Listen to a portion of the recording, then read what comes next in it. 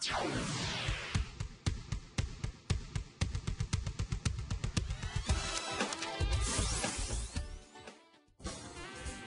estamos de volta com o seu estilo de vida e, como a gente estava falando anteriormente, nós vamos conversar sobre cirurgias plásticas. E se engana você se está achando que só as mulheres vão se interessar por esse assunto, porque hoje em dia os homens também estão adeptos desse tipo de procedimento para melhorar esteticamente aquilo que eles não gostam no próprio corpo. E nós convidamos o cirurgião plástico Eliseu Lavor, ele vai conversar com a gente sobre esses métodos, o que é seguro, o que não é seguro, alguns métodos também, procedimentos que estão surgindo agora, né, doutor? E que algumas pessoas estão apavoradas e outras estão realmente se arriscando. Até onde nós podemos ir? Bom dia. Bom dia, agradeço o convite. Esse é um tema recorrente que realmente é muito importante esclarecer a população. Que você muito bem enfatizou, o homem realmente hoje cada vez mais tem procurado a cirurgia plástica também para corrigir seus problemas. Anos atrás, cerca de 15 anos atrás, 20 anos atrás, o homem não chegava a 5% de um consultório. Hoje ele já chega até 15% do nosso consultório. O que a gente pode chamar de cirurgia plástica? O que chega a ser uma cirurgia plástica? Cirurgia plástica é aquela cirurgia que vem para remodelar estruturas do nosso corpo, visando sempre a função, sobretudo, se preocupando sempre também com o lado estético, que vai estar relacionado até a própria definição de saúde da Organização Mundial, que a saúde não é apenas a ausência de doença, mas um completo bem-estar social, psicológico também. Quando a gente precisa fazer uma cirurgia plástica visando a reparação, o que isso significa? A gente está falando do quê? Hoje não existe uma definição do que é uma cirurgia plástica reparadora e do que é uma cirurgia plástica estética. Toda cirurgia estética tem que ter uma função reparadora e toda cirurgia reparadora a gente tem que ter também a preocupação estética, porque vai estar relacionada a essa sensação de bem-estar no pós-operatório. Isso significa, então, que eu não posso fazer uma cirurgia simplesmente por estética, ou posso? Pode, porque a estética, ela sempre vai, assim, a estética pura, sem um motivo, não. Mas nosso objetivo é devolver o paciente algo que vai poder repercutir positivamente na relação social dele, relação pessoal. Então tem que ter um motivo real para essa alteração. Então, nesse caso, essa questão social e até a questão da autoestima também são considerados pontos positivos e pontos reais para que você chegue ao ponto da cirurgia. Com certeza. Então, esse é o nosso objetivo, é o nosso caminho. E neste caminho, a gente jamais pode comprometer o fator número 1, porque não é nem a estética a preocupação número 1.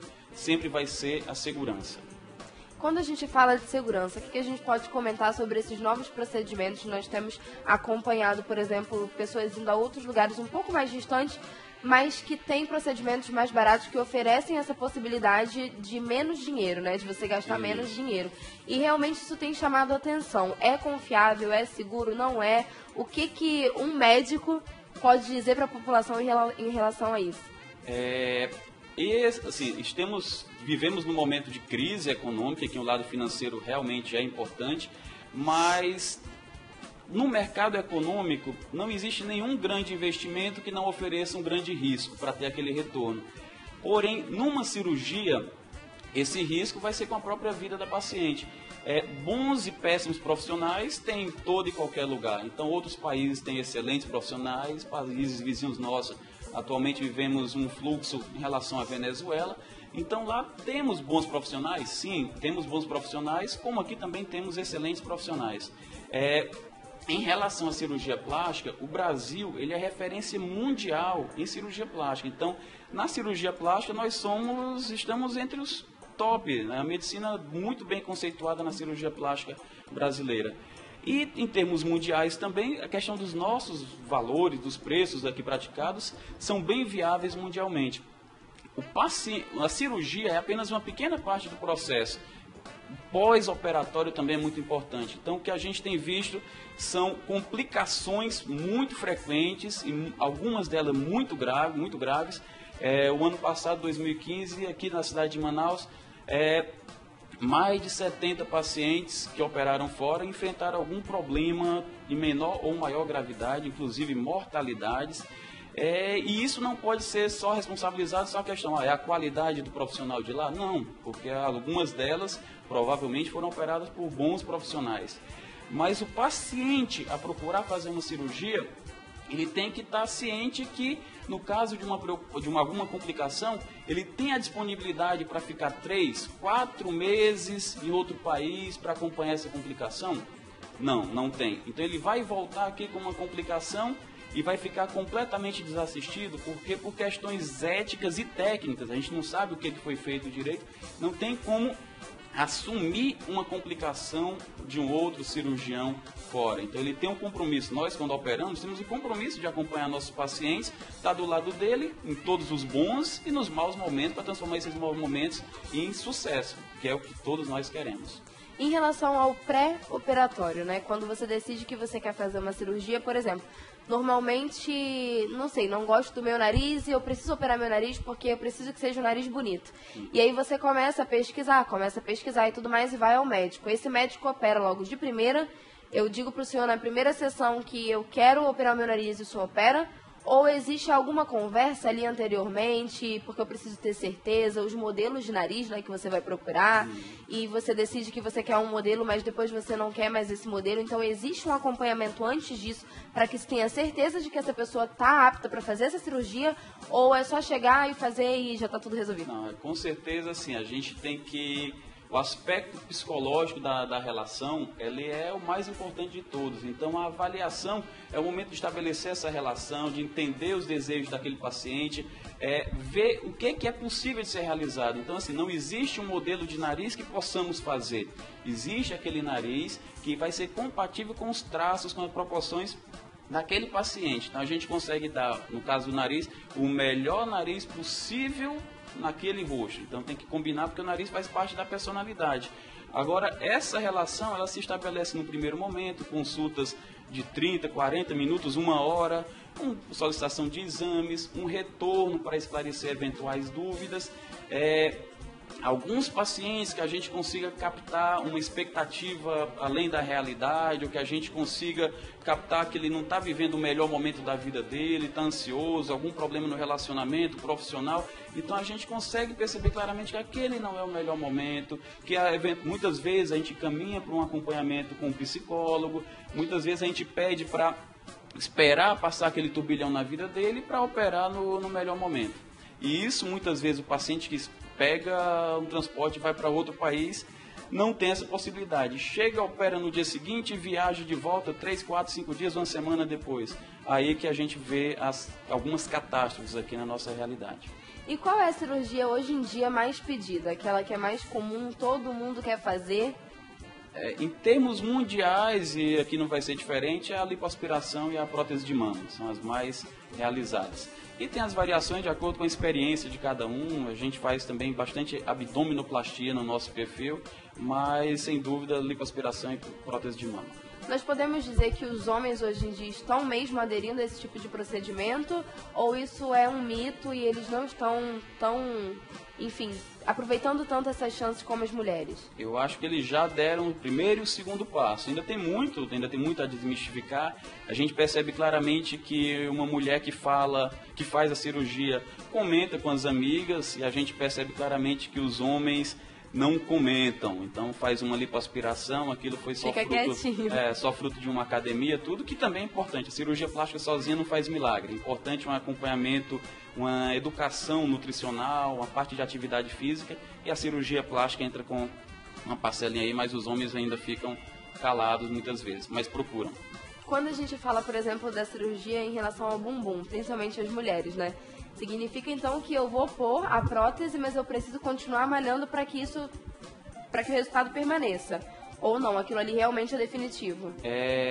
Na verdade, assim, muitas vezes a gente consegue um bom resultado com a lipoescultura, digamos assim, a lipoaspiração, ela já ajuda a modelar o bumbum, junto com gordura no bumbum também pode ajudar. Em alguns casos a gente necessita da prótese. Não necessita malhar para manter aquilo, mas a malhação vai ser sempre importante para manter a saúde como um todo e as proporções corporais, mas o bumbum em si, não especificamente. Existe contraindicação, por exemplo, uma mulher que quer pôr a prótese de mama mama, mas ainda quer mamar. Inclusive, isso é uma dúvida muito frequente, né? As mulheres acreditam que essa prótese impedem o ato do bebê mamar. Isso é verdade ou não? Não, isso é mito, né? A prótese de mama, ela tem duas posições. Ela vai ser colocada sempre ou embaixo da glândula ou embaixo do músculo. Então, todas as conexões da glândula com o mamilo vão estar preservadas, a capacidade de amamentar é preservada. Agora, o que a gente sempre indica é que, assim, se existe uma programação próxima de engravidar, digamos 2 anos, 3 anos, e daí o ideal realmente é engravidar, curtir a amamentação, curtir a gravidez e depois fazer algo mais definitivo, mais duradouro. Mas pode perfeitamente operar antes de uma gravidez. E quais são os cuidados que a gente realmente precisa ter antes dessa operação? É alguma coisa muito específica ou são aqueles cuidados mais básicos mesmo, alimentação?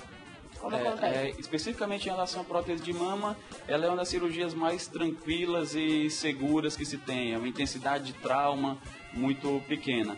Os cuidados básicos, assim, começa desde a escolha de um profissional, eventualmente até passar em consulta com 2, 3 profissionais, não visando uma questão de pesquisa de preços, assim, mas de estabelecer aquele que conseguiu estabelecer uma melhor relação de confiança, atender os desejos, as dúvidas e a disponibilidade que aquela equipe teve para aquele paciente.